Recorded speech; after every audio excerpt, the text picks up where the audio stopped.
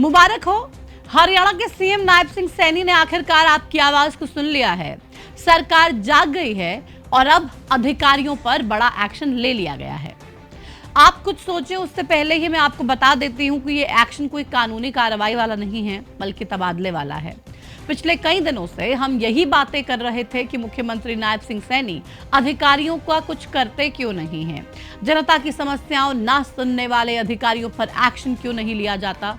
ऐसे में अब खबर ये आई है कि हरियाणा सरकार ने बड़े स्तर पर अधिकारियों के तबादले कर दिए हैं। इस तबादले में खास बात यह है कि उस खेल विभाग के अधिकारियों को भी बदल दिया गया है जिस खेल विभाग पर पिछले दिनों 2 खिलाड़ियों की हत्या करने तक के आरोप लगे। इसके अलावा और भी कई विभागों के अधिकारियों को इधर से उधर कर दिया गया है। ये तबादले किन किन अधिकारियों के हुए हैं और क्यों हुए हैं, इसकी जानकारी आपको वीडियो में आगे बताई जाएगी। मैं प्रतिमा दत्ता आपको बताऊंगी कि हरियाणा में इस समय अधिकारी क्यों सरकार और मुख्यमंत्री नायब सिंह सैनी के लिए सबसे बड़ी चुनौती बने हुए हैं और कैसे अब इस चुनौती से पार पाने के लिए सरकार ने बड़ा फैसला ले लिया है।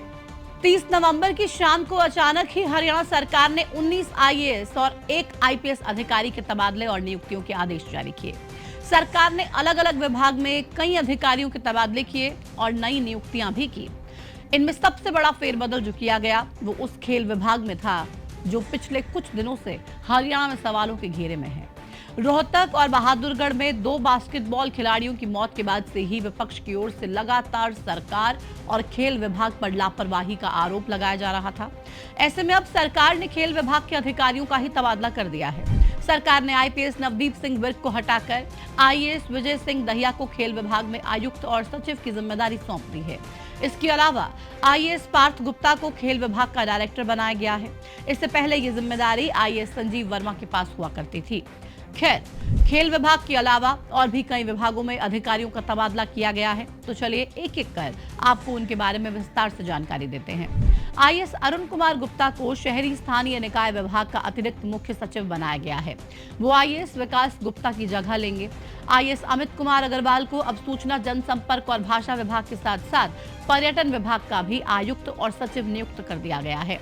आईएएस फूलचंद मीना को गुरुग्राम महानगरीय विकास प्राधिकरण यानी कि जीएमडीए का मुख्य कार्यकारी अधिकारी बना दिया गया है। इसके अलावा जे गणेशन को फरीदाबाद प्राधिकरण का सीईओ लगाया गया है। आईएएस अशोक कुमार मीना को शहरी स्थानीय निकाय विभाग का महानिदेशक बनाया गया है। रवि प्रकाश गुप्ता को हिसार डिवीजन का नया कमिश्नर नियुक्त किया गया है। आईएएस पंकज को कार्मिक प्रशिक्षण और संसदीय कार्य विभाग का सचिव नियुक्त किया गया। आईएएस डॉक्टर आदित्य दहिया को एचएसआईडीसी का एमडी बना दिया गया है।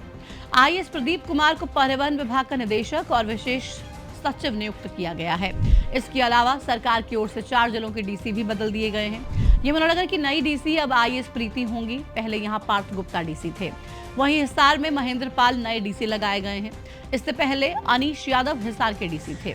इसके अलावा फरीदाबाद में आयुष सिन्हा डीसी लगाए गए हैं। पहले आईएएस विक्रम यहां पर डीसी हुआ करते थे। वहीं कैथल में आईएएस अपराजिता को डीसी लगाया गया है। पहले यहां पर आईएएस प्रीति डीसी थी। इन अधिकारियों के तबादले और नई नियुक्ति के ये आदेश मुख्य सचिव अनुराग रस्तोगी की ओर से जारी किए गए, जो तत्काल प्रभाव से लागू भी हो गए।